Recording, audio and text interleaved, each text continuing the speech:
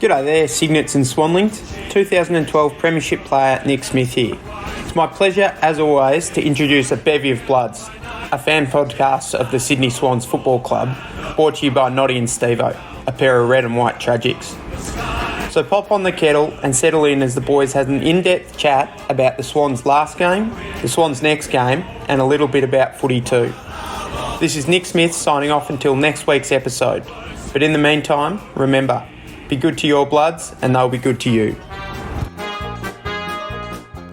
Welcome back to a bevy of bloods. My name's Noddy and I'm joined as always by Chris. How you going, mate? Fantastic, mate. I could not be happier. Noddy, how you doing? Same as you, mate. In this episode number 53, we'll be doing a review of the gigantic win over the Demons in the second qualifying final, which locked us into our first SCG Prelim since Plugger kicked that point against the Bombers back in 1996. Yeah. So fluff up your tail feathers and settle in for an absolutely biased yarn about all things to do with our beloved Bloods. Last Friday night, our Sydney Swans defeated the Melbourne Demons by 22 points, with us scoring 14-7-91 to their 10-9-69. All right, mate, first impressions, what did you think of that? Oh, Noddy, apart from it just being a absolutely fantastic game on the field itself, just the quality of game, the four-quarter, every player effort that it was, the crowd in itself, it felt like a home game for the Swans.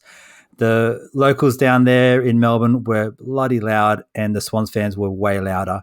And I met so many people there from Sydney that would travel down just like I did, Jan and Tilly and Sam. And yeah, just amazing stuff going down there, mate. What about you? How did you feel first impression?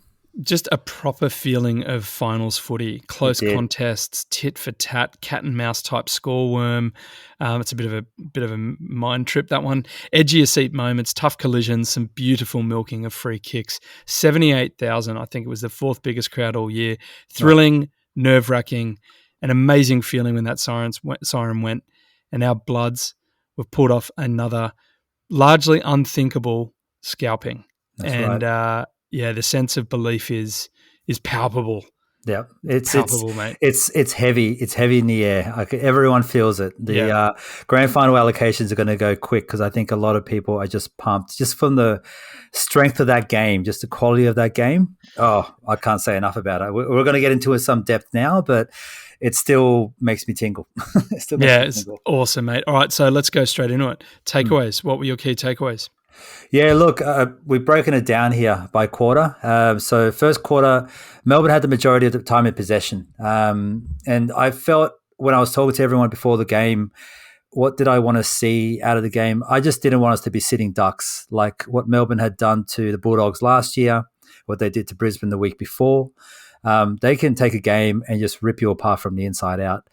And I just wanted us to compete, to show that we were competing, that we were strong in the contest, that we were playing our game. The pressure was up.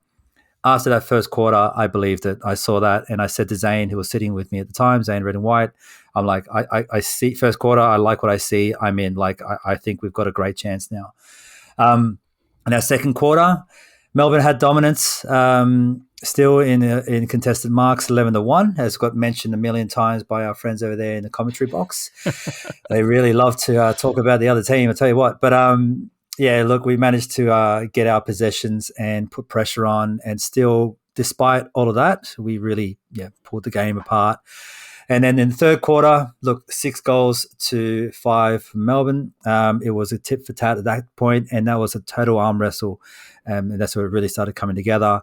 And then the fourth, like our fitness came through. I think it really felt like our ability to go deep into a game and keep up that intensity.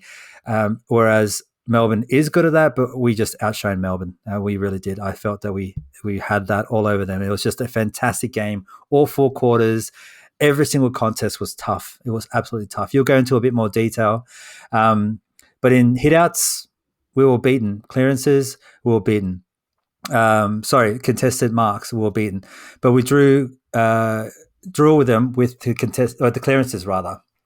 And I feel that that's kind of our game anyway. That's kind of what we're going to do. And we kind of knew that that was going to happen as we came into this game. So it all went to plan. And I think I think we were better at adjusting to the plan than Melbourne was. I don't know why Gawn went up forward more times than he needed to, despite how strong he was at 61% ruck contests in the centre. But hey, it went our way, so we really can't complain, mate. What about you? Key takeaways and stats? What have you got on your side?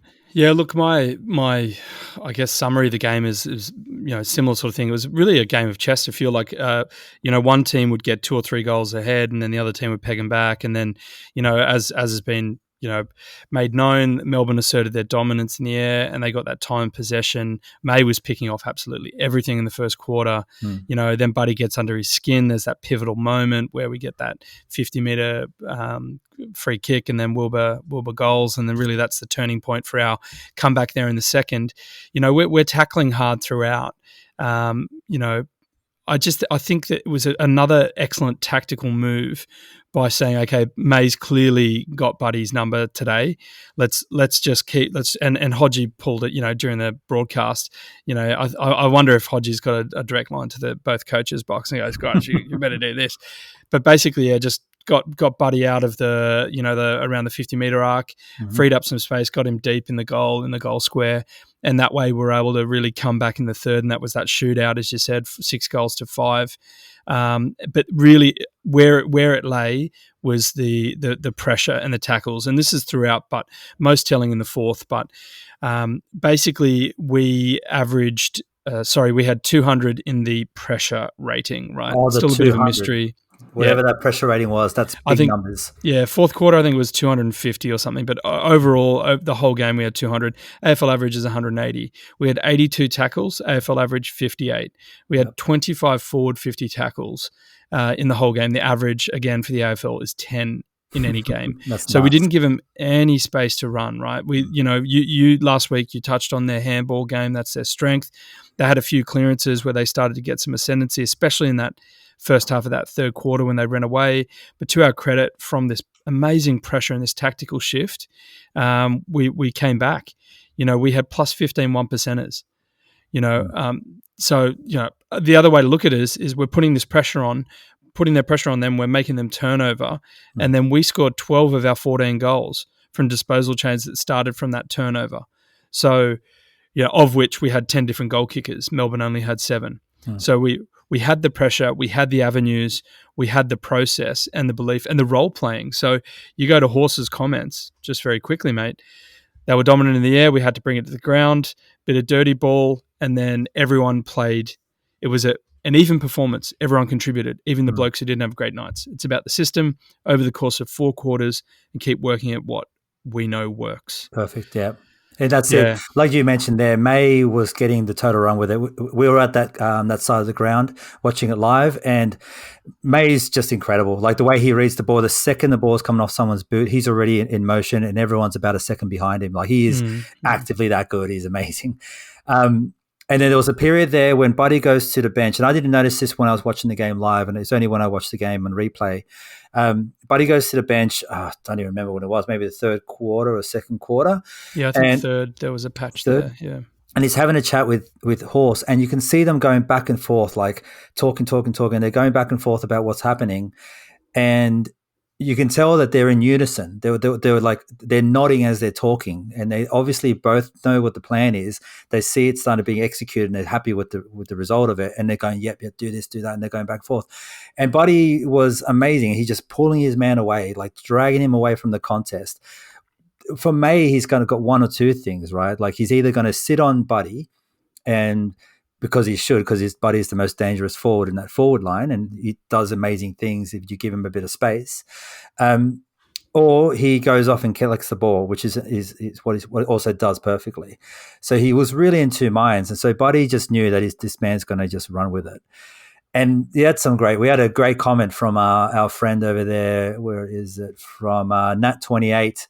We wrote a message on Twitter there. Buddy knew exactly what poking the bear would achieve. Going to ground on the back of May's contact, changed the game's momentum, and the Swans kept rolling and built the win from there. So don't disagree. I think the Buddy May situation, although May did get all the coaches' votes, I think we can all agree, and I think there's been articles written about it. Buddy barely touched the ball, but did an immense thing around the ground. The perfect decoy. And Perfect decoy. why not? And it goes to that horse quote, everyone played a role. Mm. I will actually talk about as well our accuracy. We had a pretty accurate game in comparison. So I will just say we got 5 true behinds. We hit the post twice, obviously, there with Reedy and then Heaney, who was probably a little bit concussed potentially with that elbow from May in the first quarter. But anyway, they overall they had +6 inside 50s. But especially in that, you look at that fourth quarter, they had 18 inside 50s for 0 goals, 4 behinds. Incredible. Yeah. Unbelievable. We had 11 for 2-2. So that's just the fourth alone. But if we pull out those posters, the rushed and the touched, we've got a 74% accuracy rate compared to their 56. So there's something there. We also got the 3 free kicks from the 50 meters that I think were there. If you ask me, I'm a Swans fan. There might have been a little bit of milking that first one, but that second one was definitely 50. Yeah. Yeah. And the one where Buddy kicked Petrarca, despite him being in a protected zone, that was a 50 that should have been there as 50 well. every day of the week. So what's going on there? It is what it is. It was what it was. We got those 50s, but as you mentioned, if they kicked a bit straighter, there would have been more of a game in it. But I think, irregardless of the kicking, just the game, it just seemed like we had the control of the game much better than they did. It was a game of moments, I think. And look, if we take stock, Sydney's now won 11 of our last 13 games against the Demons, 7 out of 8 at the MCG. So clearly, we don't mind the G. We play well there. There's a bit of space. But it's not necessarily our, the beautiful kicking game. We can mix our game plans up like we had to this game again. But in doing so, anyway, we take our win streak to 8 games in a row now. So going on from round 17, beat the Dogs, Freo, Crows, Giants, Roos, Collingwood, St Kilda, and now Melbourne away. So look, how fantastic. Where are we at? This is the point of the season where, to be honest, going into the game, I was very nervous. I thought, how are we going to do this? But, just the way it played out, so proud. And you could see how much it meant to everyone, and I don't know, the jubilation, the mind games beforehand, Buddy not, fist pumping May and getting under his skin. Loved it. Yeah, I loved it. It was mind games from the beginning. It was tough football, and everyone stepped up. It was across the entire board. Everyone did their role, just as Horses said, and it was well acknowledged from on the ground itself. Every one of the fans that I was talking to and around us, and all the commentary that we're screaming amongst ourselves, that was the continual message was, everyone's playing well. Oh my goodness. Wow. Look at Ollie. Look at Stevens. Look at Blakey. Look at everyone that touched the ball. Everyone was saying, oh wow, he's having a good game today. And if it wasn't for possession, if it wasn't for the quality of a good kick or something, it was from the pressure acts that they were putting on. So it was just, it was a 4-quarter full team effort. I said it a couple of times, but it's just a perfect finals game for us. And it needed to be, because Melbourne is no slouch. They are a nasty, strong, bloody team. And it wouldn't surprise me if they're still second in favourites for the premiership, to be fair, over with the Cats. But we got their run, 2 times in a row now. And both times fantastic games with whole team efforts. We didn't get the insane Reedy game, but we got a fantastic game out of Reedy. And we actually had a ruckman this time, which made a massive difference, and we'll talk about Hickey in a moment. But I got so many things I could say. But what do you want to talk about, Noddy? What do we say? Let me just say before we move on to favourite moments, because I think they're all pretty clear in everyone's minds. You mentioned Zane Red and White earlier, who's that massive Swans fan. He's on Twitter, is it? He's on Twitter, Instagram, Facebook. He's super fan, yeah. You are, I believe you sat with him at the ground, as you've already mentioned, but in our Swans chat, my bro Nugget, actually very eagle-eyed, detective-like, after that, I think it was the Hickey goal in the third quarter. You go back and you pan out, and then you see a few faces in the crowd, and there you are, and there's Zane Red and White and a couple of others, I think.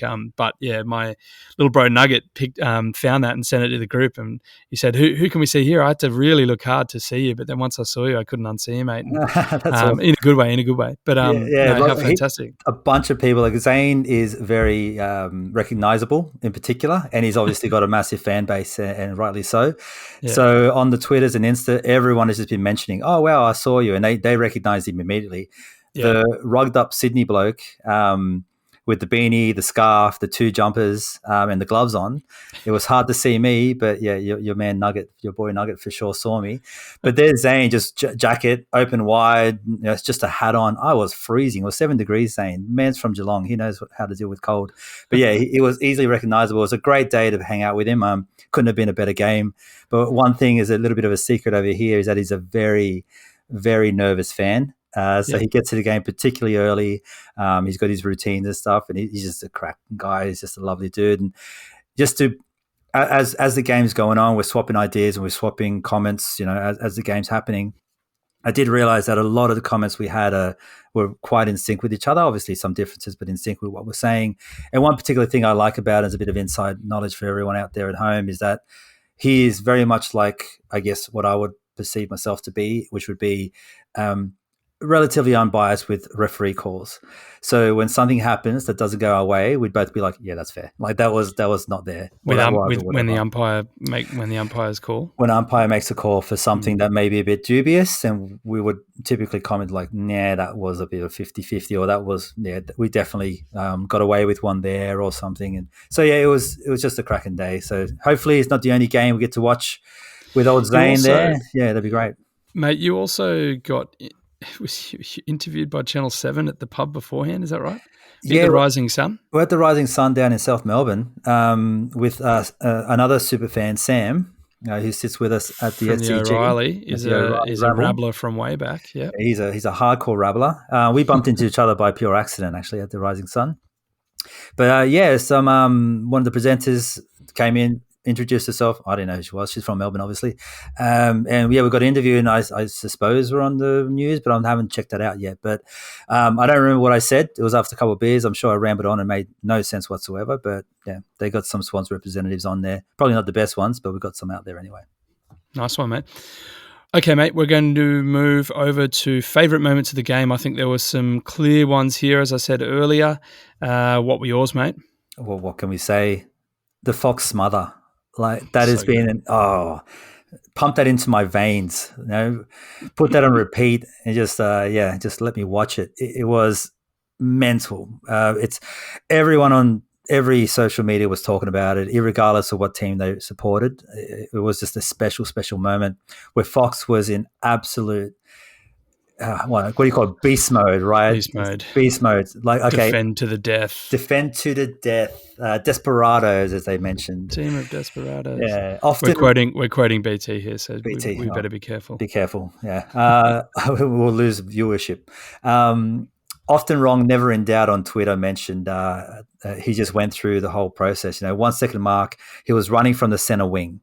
At the 8 second mark, he runs into the 50. 10 second mark, he interferes with Melksham's kick, and at 14 seconds, he then does the smother on the line. It's like that was massive effort to get back at full stop just to put pressure on the player, but then to actually stop the goal. Oof, come on, mate. There's no need for that, Foxy. You're just showing off now. Fantastic, Mr. Fox. All right, mate. Any more? Stephen's goal.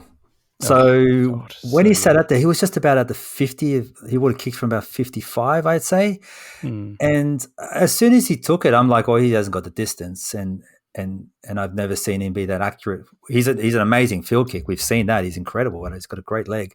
But I've never seen him like take too many set shots really with too much success. And this one, he just looked around and just like, yeah, don't worry about it. Wound up, kicked it, punted the living daylights out of this ball, and an easy goal straight down the middle. And we're all like, what? Like no one thought he was actually going to go for goal. So that was massive. I think they disrespected him. You could see there was like pretty much no one on the goal line there. So he's just like, you know what, guys? I got this. Yep. I had goosebumps. That was unbelievable. That was so cool. What a growth for Stevens. Like I don't want to harp on it too much now, but considering I'd love to go back and just do like a compilation of the things we've spoken about Stevens, from like, oh yeah, he's grand, he's good, he's coming through, to meh, he needs a bit more time.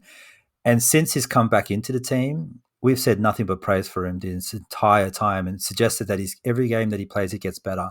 And it just seems like that's continuing. So he's not scared of finals. It's brilliant. What about you, mate? Favorite moments? What do you think? Couple for me. Lloydie's first goal, a little bit like Stevens there, sort of just took his opportunity, lined it up and kicked it. It was just one of those, it was at that time where, sort of needed to put a bit of scoreboard pressure back on, and Lloydie steps up for his first goal since the Melbourne game the previous year. So, right. And then he goes on to kick a second. The second was a bit of a gimme after that dog act from Harms. Yeah, that was pretty ordinary. Yeah, rubbish. But that was amazing. And look, the other one was Ollie Florence kick to Parker, I think in the third as well, for Parks to have a set shot on goal and also chip us ahead at that point in the game. But just that was another example of Buddy staying really deep in the goal square to keep May out of the action. But yeah, I just thought Ollie, and I think we'll talk about him in a moment, but yeah, that kick and some of his other moments were sensational. I do remember that. That was when he just dropped it between three different Melbourne players. Oh, it was perfect. He just Parker's in the middle of them. Yeah, weighted it. Unbelievable. Right, and Parker just had to put his hands up above his head and just hit him. Thing of beauty. Perfect. I mean, like Heaney started clapping with his hands above the air. Just going clap, clap, like just, beauty, Ollie, beauty. Yep. Great game. Yep. So, look, there was a lot of big moments and there were a lot of other favourite moments, I'm sure, but those ones stuck out for us. Excuse me. All right, mate, we're going to move on to the ABOB medal, which is our equivalent of the Bob Skilton medal. The Bevies best bloods this week in 3-2-1 points order were Parker, Rowbottom and Hickey. All right, mate, kick us off with Parker. Again, I'm sick of saying this, but Parker's captain's effort, tough around the ball, quality football, tackle pressure, is just kicking goals. Like he does everything. There's not a thing he doesn't do. And he didn't get picked in the whatever that Fox Footy best on ground for the week kind of thing. He wasn't even put up. And I'm like, how can he not? He was the best player on the field. He was incredible. He did everything. Every contest, he threw his body at it. He smashed guys. There was not a cheap contest to be had. If you were going to get near the ball, you had someone like Parker, the fridge, just hammering you. Like, mate, it was certainly our best. Like 25 disposals, Sydney number 1, 11 tackles equals Sydney number 1 with Millsy, 30 pressure acts, Sydney number 1, 9 clearances, Sydney number 1, and 1 goal. So I mean, look, there's obviously, you could say May and Oliver both had very good games for the Ds, but totally. he was a clear best on ground for us, I thought. Yep. But fantastic. What do you call him? The fridge. I like that. The fridge. Luke, the fridge Parker. All right, let's get behind him, mate. All right, Rowie. All right, I'll kick off here. I just thought he's in this purple patch. People, it's documented, it's reported. He's in this rich vein of form, and what a time for him to be coming out of his shell. Obviously a lot was made of Joey going down with the Hemis, and then since announcing retirement, and we lost Hewitt and to a lesser extent Dawson. We needed someone to step up, and Rowie has done that and some. And this was another game where he just was in the mix, working hard, fighting hard. What do you think of him, mate? Just looked incredible. I'm not going to, 24 disposals, second most, 8 tackles, third most, 15 contested possessions, second most, 6 clearances, second most, 5 inside 50s, second most, 642 meters gained, best on ground. 3 tackles inside 50, second most. 20 pressure acts, 5 frees, 4, and a crucial goal. Wow, Rowie! Wow, wow! That goal, and I think that those second most there just for the Sydney side of things, but like that goal as well, the play leading up to that, we could have added that to a favourite moment. That was the one where there was that swarming of really young bloods, Goulden, Warner, Stevens, Clark, Papley might have been in there as well. Just all that tackle pressure, pushed it through. Warner kicks long. Oh, that's it. Papley gets it, holds it up, and then goes in. Bit of a bit of a play there, and then it ends up in Rowy's hands, and he kicks it through, and then Buddy gives May heaps on the goal line there. So that was Rowy, just one example of just his effort and presence. Look, on Rowy, if no one's following the Rowbottom fan club, and I'm being serious here, they're on Instagram and on Twitter. I strongly recommend it. The gentleman over there has been at it for some time, this entire season, maybe a bit of last season as well. But we've had some good chats back and forth. And I asked him for some commentary, and he just came back to me with some brilliant things. He said Rowy has had the highest rated game of his career in the qualifying final, and was in the top 10 highest rated games of the first week of finals. The 3 highest rated games for Rowy's career have all come against the top 4 opponents: Melbourne, Collingwood, and Brisbane. He's had the equal most coaches' votes during an 8-0 run, tied with Chad, and the second most coaches' votes against top 4 opponents, behind Mills. Swans are undefeated when Rowy gets 5+ tackles, 14-0. Undefeated when Rowy gets 10+ contested possessions, 10-0. Undefeated when Rowy gets 20+ disposals, 9-0. And undefeated when Rowy gets 5+ clearances, 8-0. Like, that is some quality crunching of numbers over there at the Rowbottom fan club. I can't recommend those guys enough, or the gentleman over there enough. Strongly recommend getting over there. And they've backed a good horse. What can we say? Rowbottom is just coming into his own at the right time, at the absolute right time. And the entire industry is looking at Chad. They're looking at Warner. They're worried about Warner, and they should be, because if you give Warner space, he'll get going. So Rowbottom knows that, and he's just decided to turn it on. And they've got threats across the board now. They can't stop anyone. So that's huge. Rowy couldn't have come at the right time. Mate, that little was it 5 tackles, did you say? And the Swans are, what did you say, 14-0 when Rowy gets 5+ tackles. 5+ tackles. Interesting. That sort of ties in with that someone had that Ollie Florent getting 20 disposals and the Swans winning. And I think there was a couple of games where that didn't play out. So yeah, I think that's Mongrel Punt has that, doesn't he? Mongrel Punt, that's right. Yeah, that's where it came from. And well, just checking the stats here, Ollie did get 20 this game. Boom. But yeah, I guess we'll talk about him in just a second. Let's get on to Hickey, tall Jesus, wowzers. 24 hit-outs, 17 disposals, 14 of which contested, which is unbelievable. Third most for Sydney. 7 intercept possessions, equal first with Rowy. 5 clearances, third for Sydney. And just a couple of really pivotal moments, goal in the third, like we said.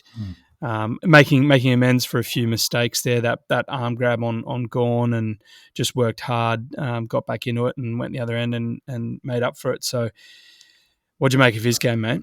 Hickey. I mean, we all needed Hickey to turn up. We needed a strong ruckman. Like, they've got Luke Jackson and Gawn, dare say the best 1-2 punch in the game.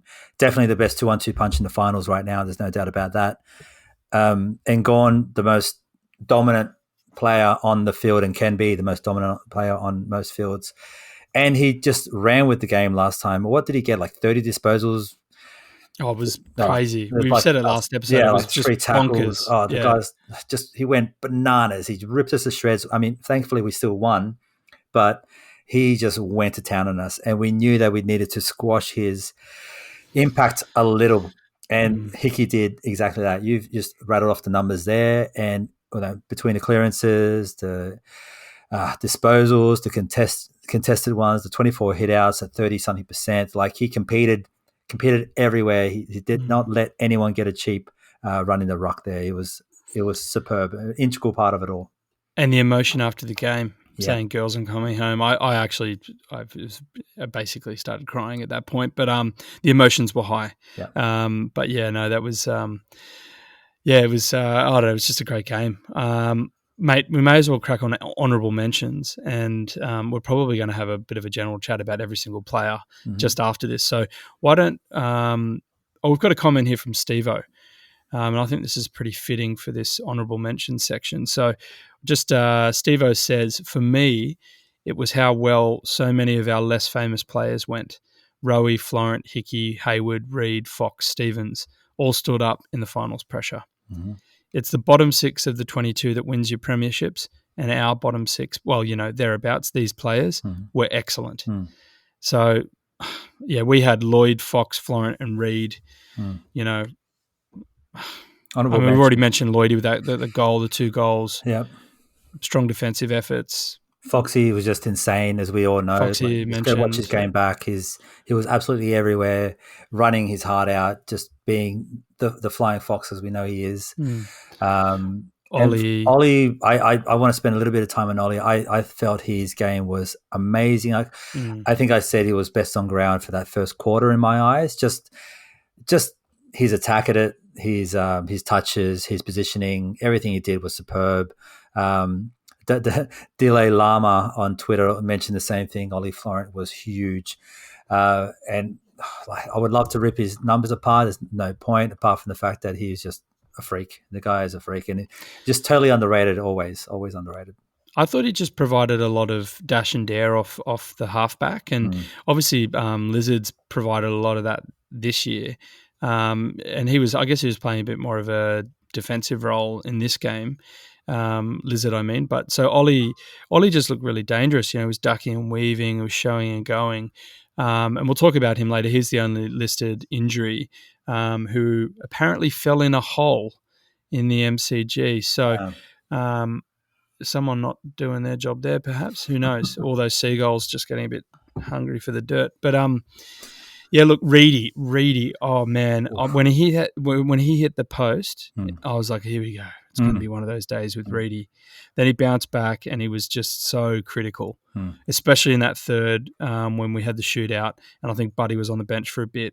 He was just main target. Remember, he took that contested mark over Heaney, basically kicked that goal from 50. Yeah. It was superb. Yeah. That could have been a favourite moment. That was good. That was a perfect kick too. I think we've ever seen Reedy kick that straight before from that far. Oh my God. Was amazing. I thought he was going to spray it. But yeah, we were holding each other going, oh, please, Reedy, please, for the love of God. And then bang, perfect off the boot, and we're all like, oh, thank God. He's all right. So good. Yeah. Unbelievable, mate. All right, well, let's we're going to do a bit of a finals footy thing here, and we're going to just go through the squad and just have a quick couple of comments about each player. We'll kick off with the defenders, mate. So, I mean, what we've already said a fair bit about Fox. So, Mr. Desperado himself, Senor Desperado, yeah, Senor Desperado, part-time Spanish teacher. No, I think he's a PE teacher or something, isn't he? Yeah, he should be. He runs all day long. Teach the kids, mate. So fit. Tommy McCartan. Oh. What do you say, Noddy? What do you say? Spoil king. Yeah, just the king of spoils. 17 spoils. 17 spoils, 7 contested defensive one-on-ones, no losses. No losses. So he and his bro, Paddy, they were pretty quiet in the first, let's call quarter/half, when Melbourne had that dominance, that aerial dominance.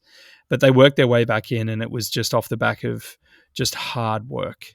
And Tommy McCartan, 22, just unbelievable. Just so solid. Ramps, what do you think of Ramps? Ramps was fantastic. Ramps was just doing Ramps things. Like, he's obviously lost a step, but he's playing so clever. It was a really fantastic moment. I think just summarizes Rampy perfectly.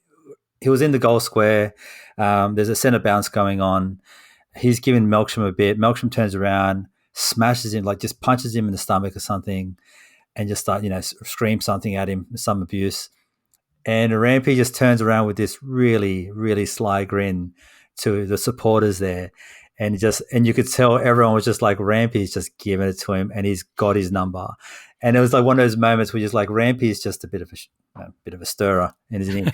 And his grin was just like, yep, I've got this guy sorted. And we're all cheering. And there was nothing going on the ground at that point, but we were all like, yeah, Rampy. it was just a perfect moment. Just explaining. Clearly worked. It worked. Melksham was 0-2. He was terrible. He was really bad. Yeah. Lloydie, we've mentioned, solid defensive effort, 2 goals. Thank you very much. Yep. Lizard, not as much run and gun, but still really effective kicking. Beautiful kicking. I think they put a lot of time into Blakey. I got to watch it again and just keep my eye on Blakey. But I feel that they were trying to reduce his impact, which is why Florent and Lloydie got away a fair bit. So that suits us fine. Go for it. Do what you got to do. Yeah, definitely. It's good, if our players get targeted, other players can step up. It's about that role-playing process that Horse was on about. Hickey, as we've mentioned, basically lost the hit-outs, but totally nullified Gordon's impact. Parker, same thing, Mr. Reliable. Went on Viney, went in hard. Unreal. Yeah, Viney's a tough dude, and so is Parker. Parker got away with the biscuits. That a boy. Definitely. Millsy took on Oliver at times. Huge two-way presence, kicked that goal. He was thereabouts. I mean, he pretty much could have been in the top 3 as well. Yeah. But, we had to call out Rowie. Warner, conversely, quiet by his, new lofty standards, right? But at the same time, kept Brayshaw pretty quiet himself. So, again, pretty good coaching, I thought. Yeah, I felt that it was a bit of like a trade of effort there. Brayshaw is incredible, and he's playing more center, and he's a great tagger when he needs to be. For us to kind of occupy someone like that for a game, we'll take that. It's a perfectly fine trade off. Yep, Rowie we've mentioned already. Juzzy had a few clangers in the first half, and I think you said that you were close to some of those at the ground, and he was under a lot of heat from the likes of Langdon and also Brayshaw. Yeah, I felt that. I've seen that around the traps, saying that he's probably one of the players that might need some time off. I totally disagree. I'm not saying that he's not playing his full potential. I think he's played much better this year. But no, I actually felt he was doing very well considering the amount of pressure that he was under. Whenever the ball came over to him, he didn't have much time. And he was trying his best to do what he could with it. And yeah, he did perfectly fine. They knew that they needed to squash some of that outside run. And he just seemed to have to cop some of that pressure. But then, the fellows 20 meters back from him, those halfbacks like Lloydie and Ollie, managed to get away on his behalf. So I felt it kind of did the job anyway. Yeah, look, I thought the beauty about this game and a couple of players, like Hickey, Stevens, even Lloyd, it's a final, right? So there's huge pressure. You're going to make mistakes, but it's about how you bounce back from it. And I thought Juzzy, he had a few moments in the first half he'd want back, but he came back and he played his role. And I thought, there's no way you would drop him. But anyway, we'll talk about that later on. Goulden, I thought his defensive game was up there with one of his best all year. His support and direction is just beyond his years. I'm future captain if Millsy doesn't stay in there until he retires, and we'll talk about that later on as well. Look, Oliver, when he was on fire in the third, he got him holding the ball there. So, look, that's just, an AFL top 3 player. Top 3 player in the comp. Yeah, in the comp.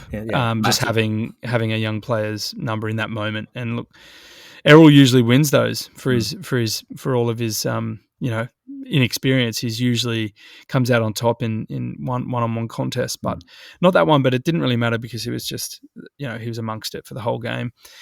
Stevens, we've already touched on, but love what we're seeing, Dill. Love it. Yeah, just keep it up, Dill. You're really, really, really turning heads. It got me excited about what his next year is going to look like. He's superb. Another season, another preseason. We've got a couple of games left this year. Let's focus on those. But all right, forwards, Buddy Franklin, already touched on, completely beaten by May, but used perfectly as a decoy.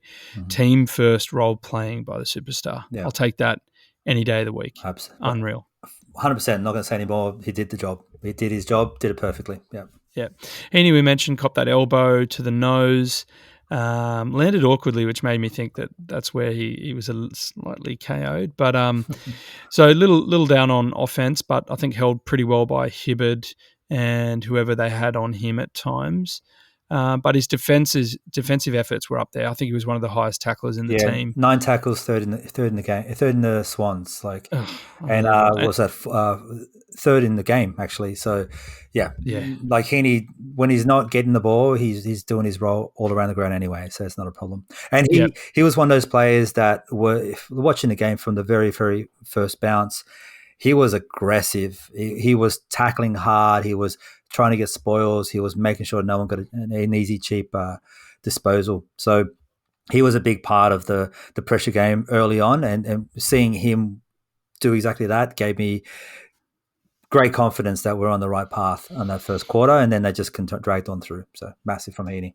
Bringing the heat. Love it, heat. All right, Papley, Mr. Barometer, Energizer Bunny, just got us back into the game at various times. His mid-forward hybrid role is one of our ace up the sleeves. Yep. Like he can go in, he can clear it, he can put pressure on players and get under their skin. He's really got a full set of tricks at the moment, I think. But he's hilarious. A couple of goals, I think. Yeah, just unbelievable. He's the funniest dude in the world. I love everything he does. And when he's post game chats are awesome, aren't they? Yeah. He's an absolute character. And when he celebrates, everyone gets into it. Like he just puts his arms out, goes into a big circle, does the old aeroplane. Oh, far out. Forget about it. We're all in. Yeah, Papley was superb. And like you mentioned, that weird role that he has, I mean, it's kind of a tricky one to have someone run with if they do decide to tag him. And I guess why it'd be a silly tag because you've got more dangerous guys arguably around. But yeah, he's just brilliant. That role, far out horse, has found someone perfect for it. Yep. Reedy, we've already touched on. Kick straight when we needed him to. His hands just like glue. They're just so sticky, aren't they, his hands? He's great target in the second half once Buddy took May away from play. And yeah, just his 2 goals were so important, and just fantastic. Just carried on an amazing season, a career best season. Yeah, May had a rest. Thought he was going to have a rest when Buddy came off. He got 2 goals kicked on him like that. So yeah, Reedy can't go wrong. Hayward, Wilbur, obviously kicked things off for us with that first goal. His work rate was just immense. You could see he's just running and just corralling, putting pressure on. You know, he sometimes gets a tackle. Otherwise, his work off the ball is second to none. And it's no wonder that he's up there as one of the, really respected young core. Obviously a favourite of Horse, but yeah, you see what he does, and it was just unbelievable. And this game was no exception. Oh, massive. And I think he kind of plays like a small forward, the way that his pressure is, but then he can take a contested mark with probably one of the best in the team that does it. So he's like Heaney. He's another Heaney, really. Yeah. He probably can't kick as well off his left like Heaney.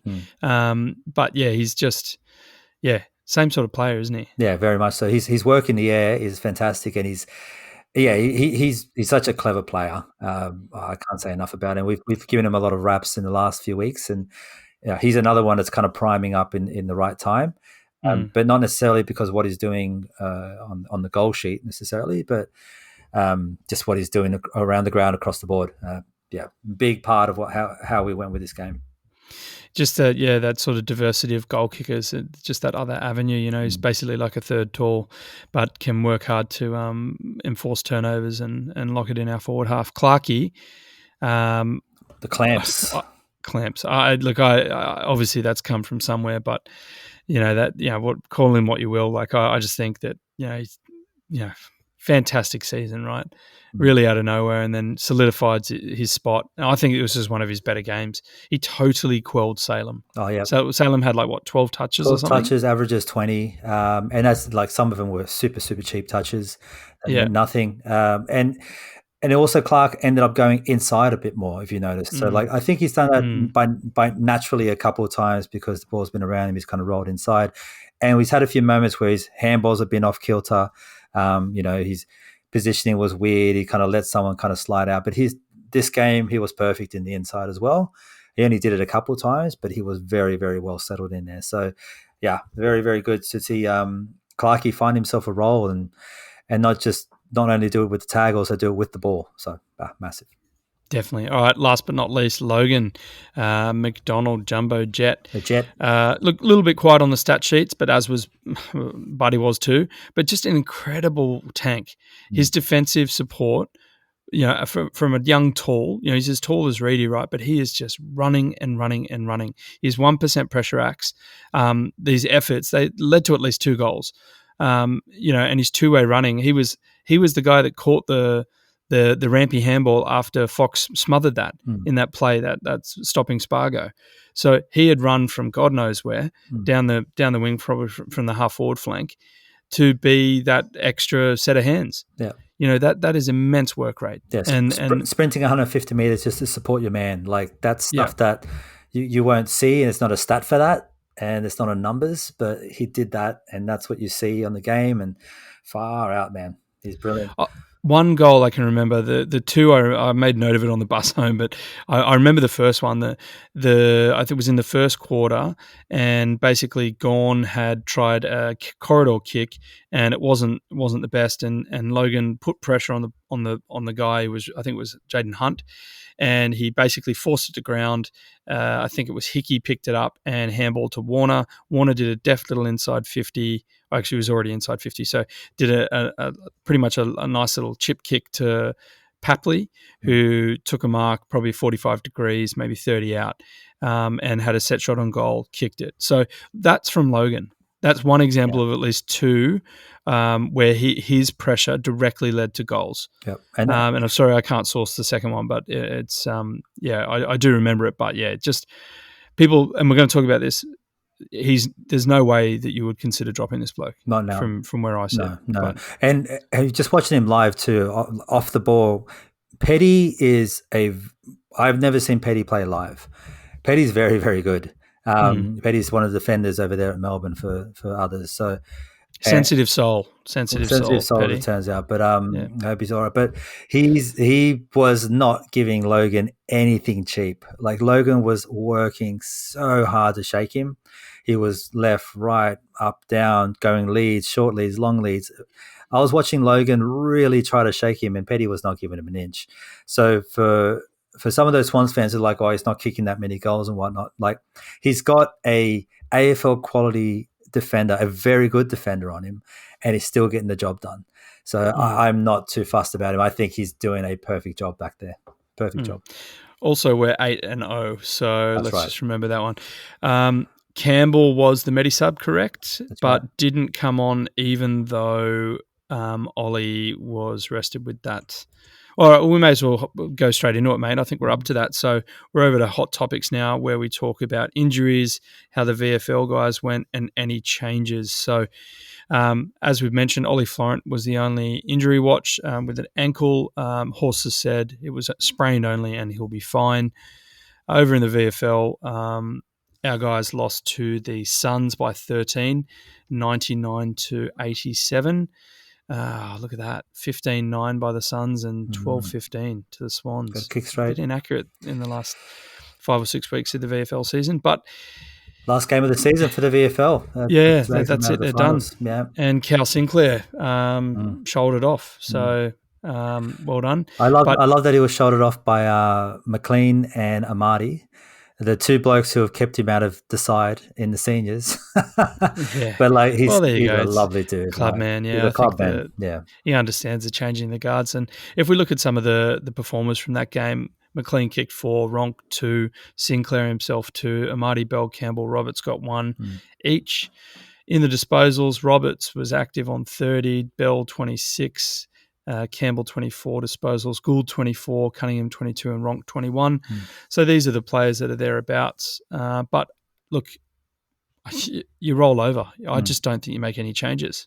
I can't see us making any changes. I don't see why we would.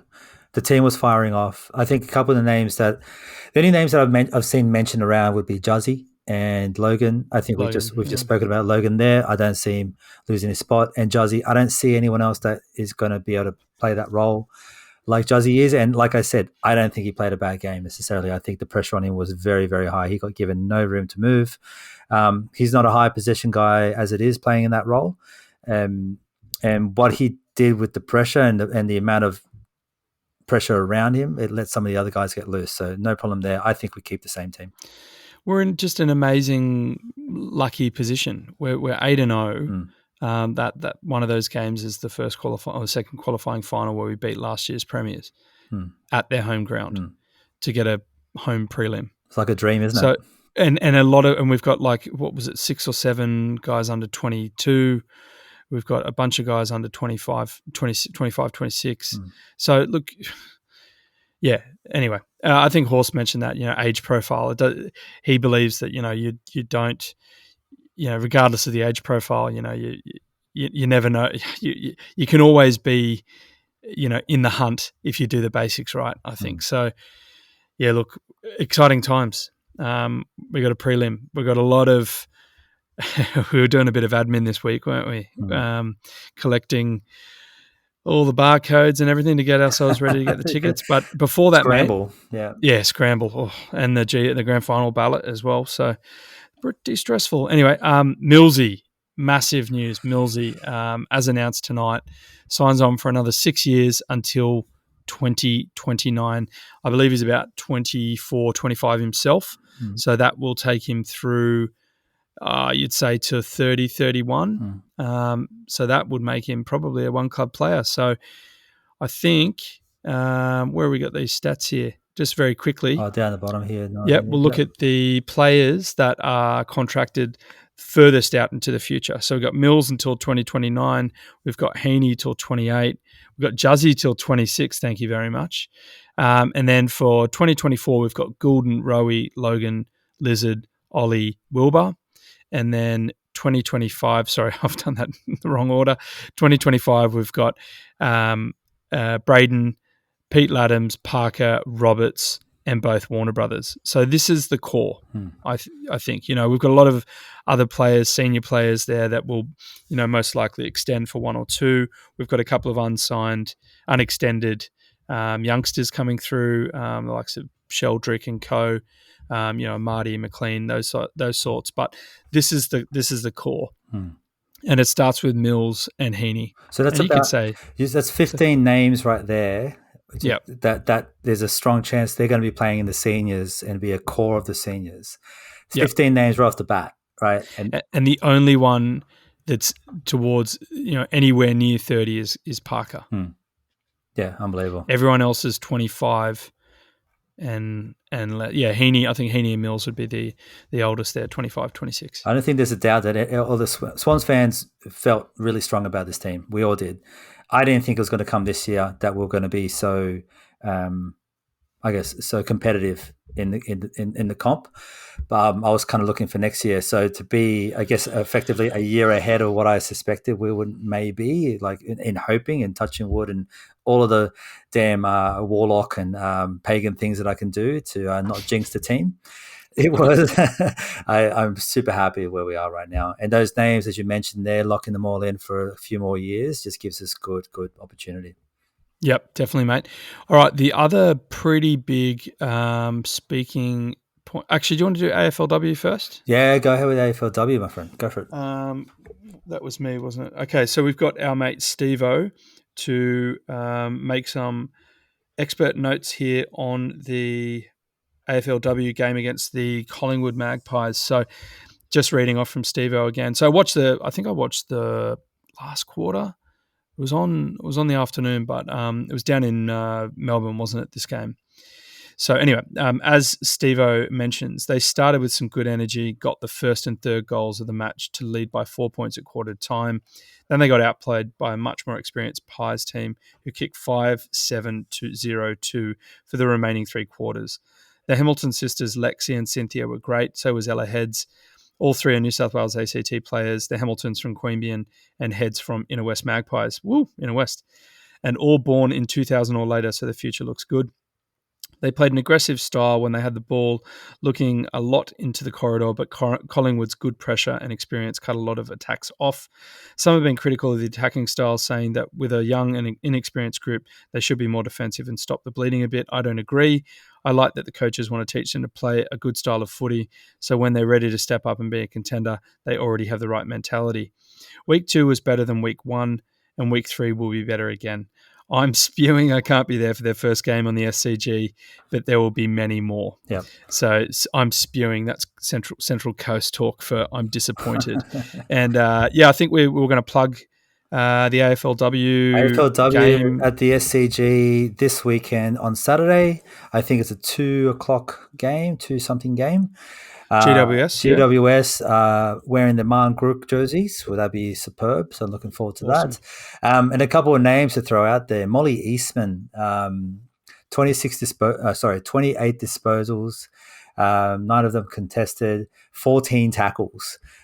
Massive 495 meters gain, best on ground. And one that I've had my Ali Morfitt, there's another one over there. So 16 disposals, 7.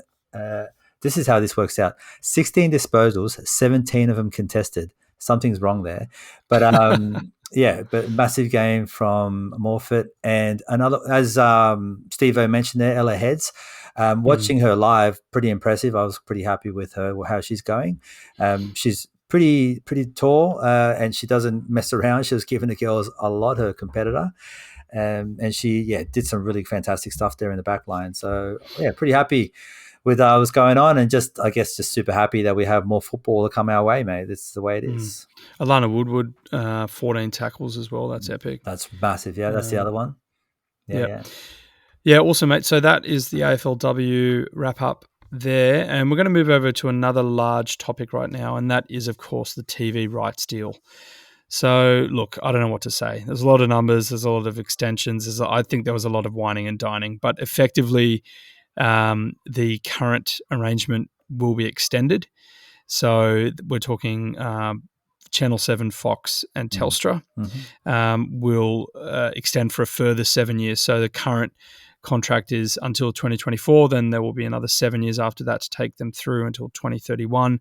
And that is worth $4 billion over the 7 years. So that is $643 million a season, up from the current $473 million until 2024.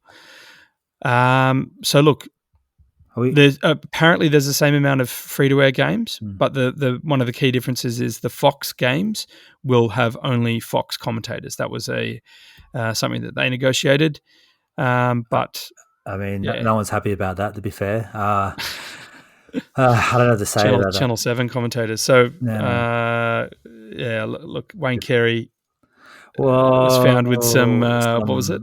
Some substances, some white powder, anti-inflammatories, anti-inflammatory powder. Because that's how I take my anti-inflammatories. I crush them up and put them in a little bag, and then accidentally drop them on the casino floor. But anyway, if they could get rid of, with all due respect, BT and definitely JB, and certainly the nepotism of Hamish McLaughlin, then I think that Channel 7 will head in the right direction. It's all about, in my mind, Daisy, Hodgie, Abby and Richo. I love it.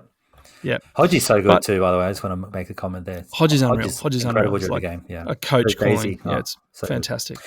But the one thing I will say, and I've complained about this before, and I do it to the SCG and the Swans almost every year, is I really want them to elevate the position of the cameras, the broadcast cameras, wherever they are. They're too low. Yep. We're always at every home ground, you and me, Chriso. But when we watch the replays for the podcast, it's infuriating because the angle is too low. You know, it's way too low. And then you look at games at the MCG, it's perfect. You can see everything perfectly. You don't lose the ball because it doesn't get lost in the crowd. What is it with that? Like, I don't understand.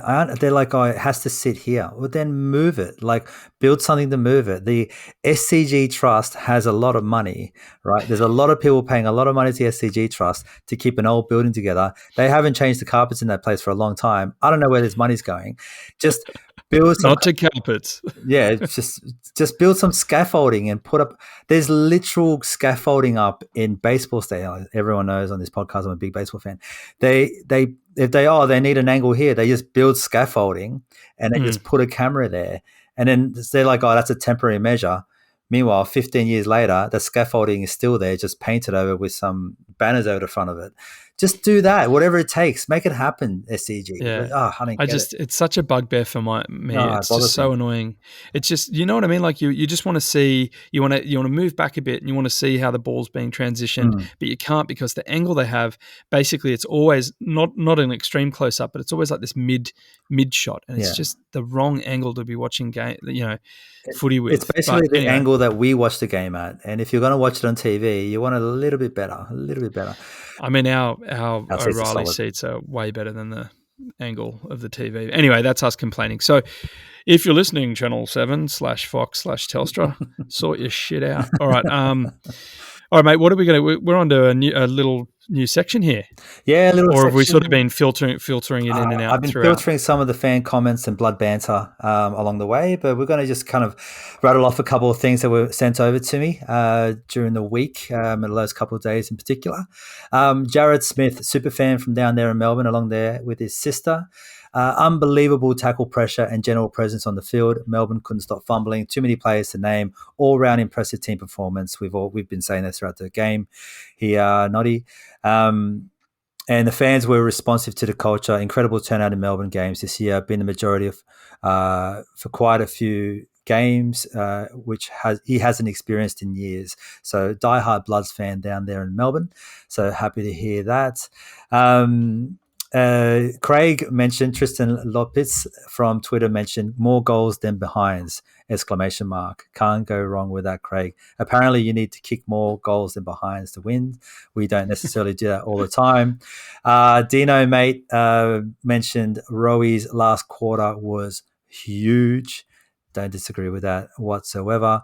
Nick Martin on Twitter mentioned that really impressed with Tom McCartan's games. Those spoils were massive. Totally agree. And last one here, Solly, isn't Rowie a tough nut? Got belted across the chops by Gorn on the wing, got straight back up and on with the job. Reckon Ginnivan, Waitman, these players could learn a thing or two about how tough really looks like. Big words from Sunder Laundry over there, Solly. Yeah, I like that one. That's awesome. All right, well, cool, mate. I think we mentioned it earlier. We're gearing up to get ourselves ready to get the group tickets to the prelim and throw our hat in the ring for the grand final. And we're just trying to figure out, because I think we're staring down the barrel of, one barcode is one seat in the grand final. Yeah, look, I don't think we should go into the grand final too much. It's a bit of jinxing, if you don't mind. Okay. Well, but all right, for the prelim, I guess it's quite important to point out that if you're a Swans member in SCG or Sydney in particular, if we're playing against the Dockers, I understand, Noddy, we get 4 potential tickets our way. Potentially, yeah. And if we're playing against Collingwood, we only get the 2. I don't know why. It's still a home ground for us, but they just want to make sure there's enough available to go around for the Collingwood supporters that walk around in droves. It's got Eddie Maguire reeks. It stinks of Eddie Maguire. So, bit of a shout out to Moore Park's favourite customer service representative, Declan, who's always helping out with the members stuff. Yep. And I always forget to plug the potty when I talk to him.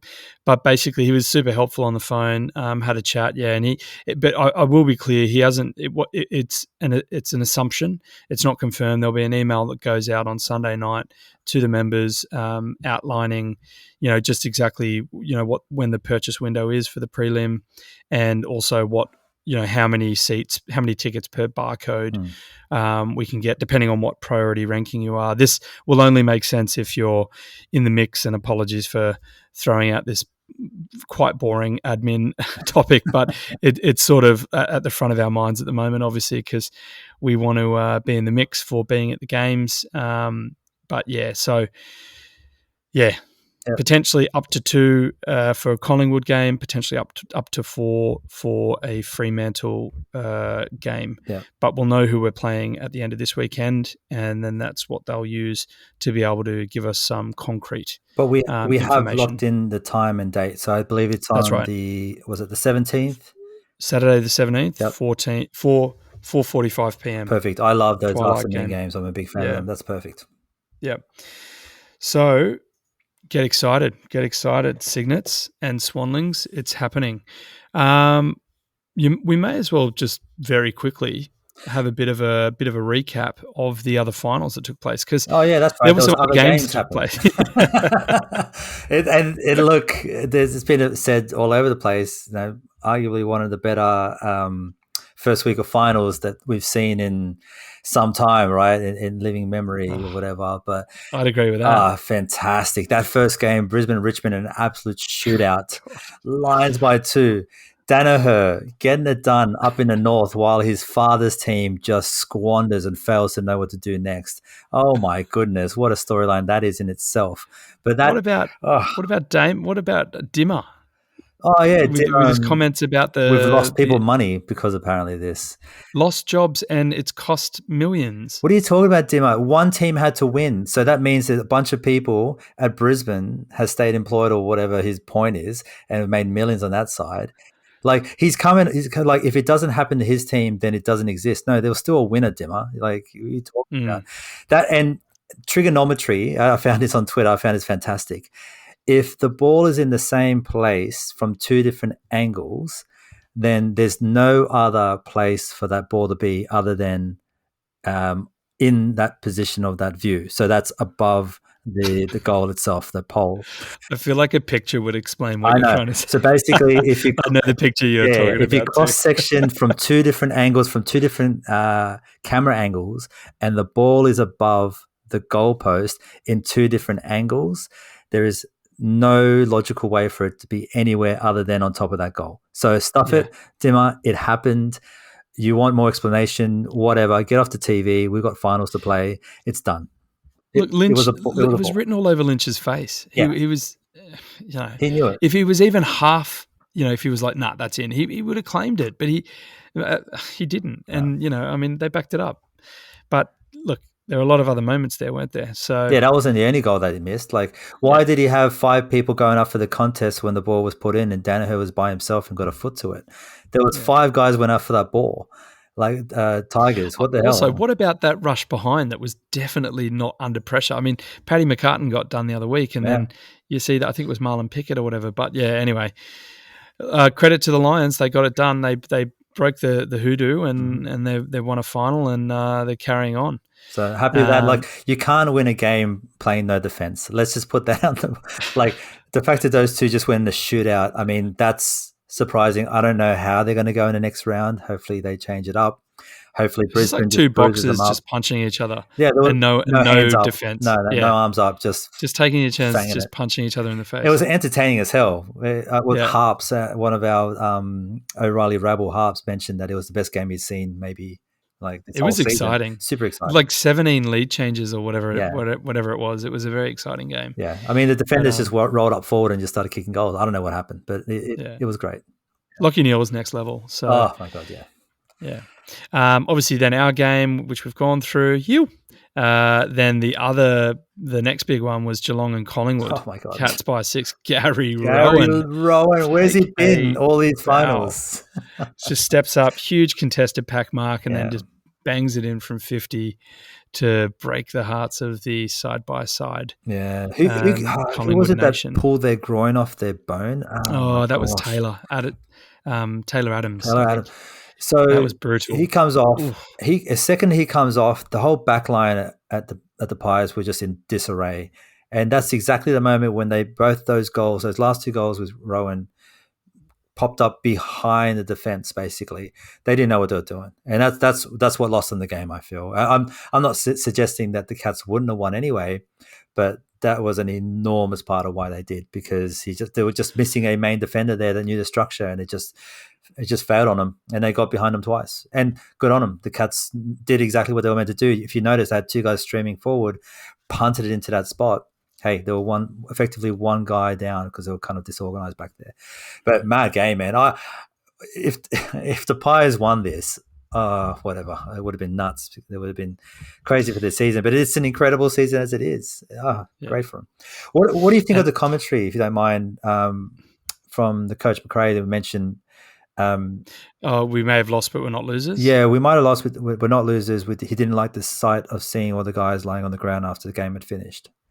Yeah, I mean, they're in another week, so there's probably no need to be lying on the ground. It's disappointing for sure, especially but I mean, it's got to come to an end at some point, right?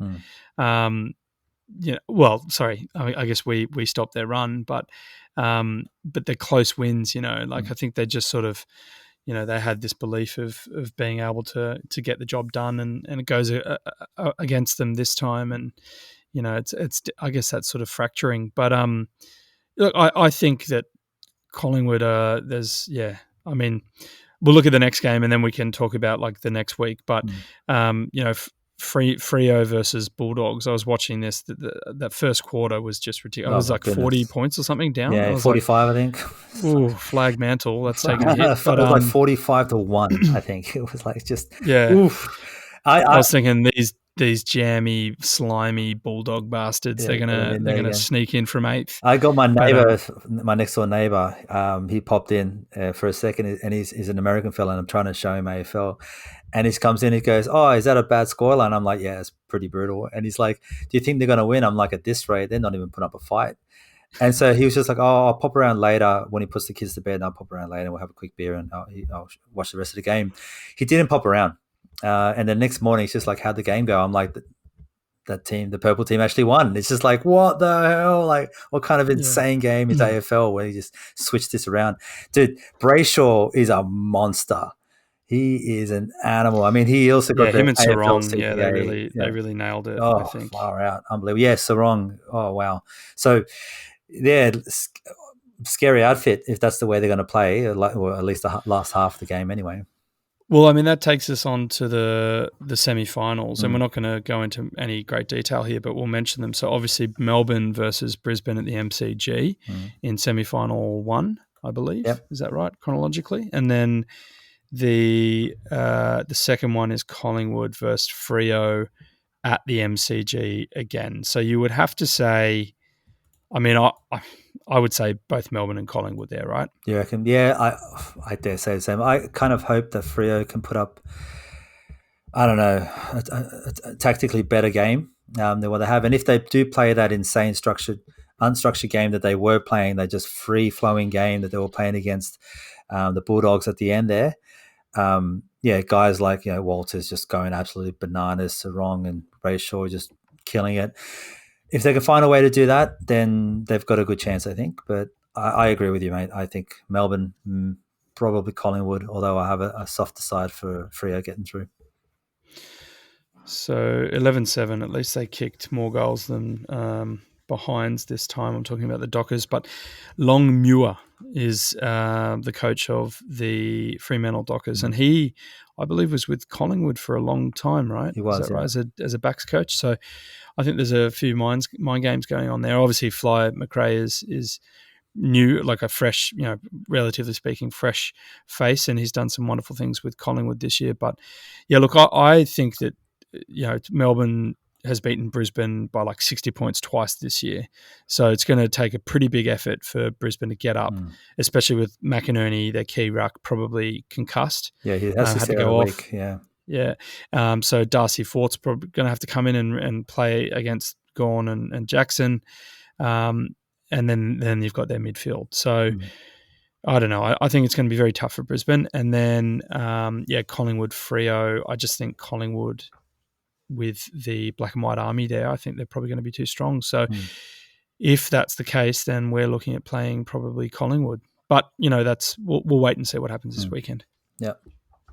The last Sydney-based preliminary final was against North Melbourne in 2014 at ANZ Olympic Stadium.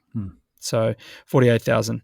We mentioned at the beginning of the podcast the first SCG Prelim. We just want to be clear there. So it's the first SCG Prelim since 1996, and Pluggers 1 point against the Bombers.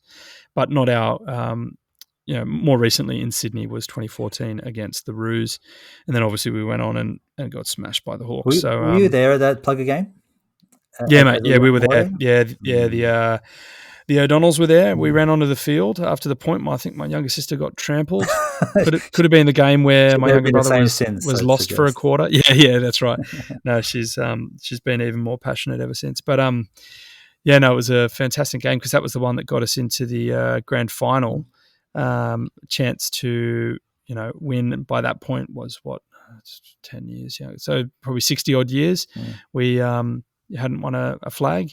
Obviously lost that day against the Roos. I think Horse was in the team but injured that one, and then came back in and won the flag in 99 with them, didn't he? But anyway, that's North Melbourne. Who cares about them? All right, mate. I think we've got one last thing, and it's a doozy, if I may I'm looking say. forward to this one. So, a good friend of mine, Tony, down there in Launceston, Tassie, get a team, by the way, messaged me. A bit of a nuanced one, this one. So, the Dosa Roosters, who are part of the Old Scholars Football Association down there in Hobart, actually have a bit of a conjoined history with the Swans. So I'll just read out what Tony messaged me. The Dosa Roosters is my local team in Hobart. The team was established around my kitchen table in my family home back in 1976. The link between the Roosters and the Swans is that in 2005 and 2012, the Roosters lost the grand final. Of course, the Swans won the grand final those 2 years. And the Roosters did also lose the grand final in 2022. So very weird one, Noddy. So the Dosa Roosters down there in Hobart lost their grand finals in 2005, 2012 and 2022. Is it an omen? I don't believe in them, but it is a super interesting stat nonetheless. So I'm sorry to hear about the Dosa Roosters in losing the grand final, but hopefully there's something to come off it. And he did want me to give a big mention out to Aaron Grubb, a very big, passionate Swans guy down there in Tasmania. And back a few years ago when they did win a premiership, he was BNF as a McCartan mold style defender. So hello, Aaron. Good to hear you as part of the crew here. But Noddy, what do you reckon? Do you reckon he's called Grubby? Grubby, I hope so. Grubby or Grubbo? Aaron Grubston. What do you reckon, Noddy, about this stat? I know you're a big fan of obscure stats. I love it. I mean, this is the one. This sort of plays hand in hand with our last, the last time we finished third, in conjunction with when we won the flag. So finished third in 2005, win the flag. Finished third 2012, win the flag. Finished third this year. It's all ahead of us. But at the same time, working quietly in the background, albeit in a negative sense, we've got the Dosa Roosters doing their job. Yeah, who are in the same time period losing, and they've lost the grand final this year. So look, mate, I'm pretty superstitious. Mm-hmm. You know that I high five all the players, all those the posters of the players around the columns at the SCG as we go in. Mm-hmm. I'm that guy. I'm high fiving them. We're fist bumping them. So I'm loving what I'm hearing here. All right. Obviously commiserations, as you've said, to the team for losing, but thanks for the shout out. Yeah. Thanks, Tony. Awesome. Tony's the man down there. So, Tony, I hope we can get you up to the grand final if we do get to it, or if you come to a prelim or something. He's always got a place to stay. Love the guy. Good stuff, mate. Have you got one more shout out before we Yes, I wanted to shout out Ellie from Ellie's Travelling Adventures. He's got a little YouTube channel. Ellie is a cracking guy, massive Swans fan. If you do get an opportunity to look up Ellie's adventures on YouTube, do so. He just travels around Sydney. He's a lovely guy. Ellie, all the best, mate. Thanks for reaching out, and I hope the Swans get up for all of us, mate. Good stuff. All right. Well, that brings us to the end of this episode. It was a long one. It was a juicy one, but we'd like to say on behalf of the bevy, thank you to all you Cygnets and Swanlings out there for listening in. Make sure to keep following us on Instagram and Facebook at A Bevy of Bloods for various content updates and announcements. We'll be giving a special preview episode next week. Mm-hmm. So make sure you set your alarms for that one. Until then, up the Bloods and can you Swannies?